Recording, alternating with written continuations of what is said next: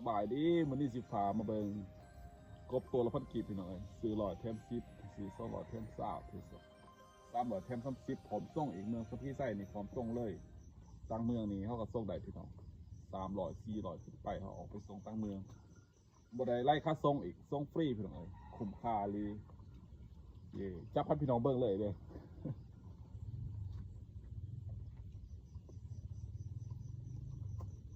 จับให้เบิ่งเลย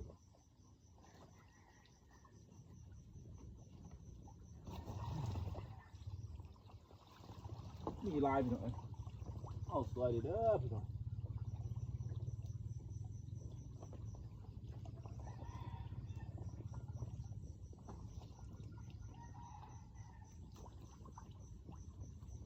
นี่แหละพี่น้องตัวใหญ่เลยบริตัวแข็งแห้งง่ายกินอาหารเบอร์2อันนี้ตัวละพันกีบเด้อแต่สิมีตัวใหญ่กว่านี้อยู่ในจะจ่อให้เบิ่งแข็งแห้งตุยพี่ไปหน่อยตุยงามคุบขาลีการันตีว่าเลี้ยงประมาณอีก2 เดือนพี่น้องแต่มึงเอาน้ำเฮานี่อีก2 เดือนไปกินพี่น้องอีก2 เดือนไปกินคันว่าหัวอาหารคันว่า500 โต๊ะนี่หัวอาหารประมาณอยู่2 ศอกแม่นได้กินได้ขายเลยพี่น้อง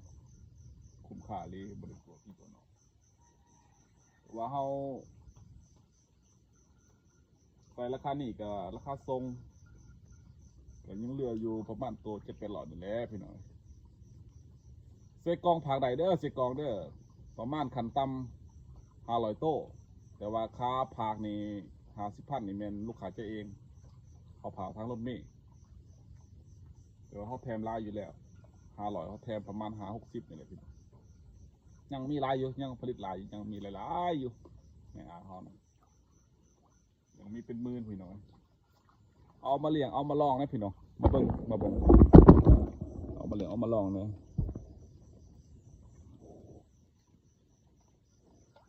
หลายอันนี้จะเป็นตัวอย่างพี่น้องเบิ่งนี่ก็ไงแล้วอันนี้เขาสิเลี้ยงเป็นกบโลเลยพี่น้องทางนี้นี่มันเป็นกบโลเลยทางนี้นี่ใหญ่ขนาดแหละเป็นกบโลหมดแหละอีกประมาณมดเดือน8หรือว่าท้ายเดือน7สิลองเบิ่งว่าติดมาจากตัวตะโลพี่น้องคุ้มค่าหรือบริตัวคุ้มค่าหรือพี่น้อง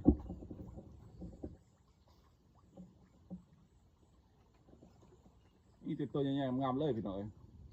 ราคาดีเขาให้คนบ้านเฮาอัตปื้อเฮานี่สมัครเข้าถึงได้ราคาถือพี่น้องตัวละพันกีบเนาะทุกคนสมัครเข้าถึงได้เขาก็ไปส่งฟรีอีกยังเหลือตัวนึง700-800แบบเอาใจลูกค้าเอาใจคนบ้านเฮานะให้พี่น้องทุกคนได้ลองเลี้ยงลองเบิ่งว่ามันเป็นจังใดเนาะมันแม่นคือเฮาโฆษณาบ่ว่าอีก2 เดือนได้กินตั้งแต่เอาตัวละพันกีบพี่น้องเพราะว่าเฮาเลี้ยงเองนี่มันได้แท้มีหัวอาหาร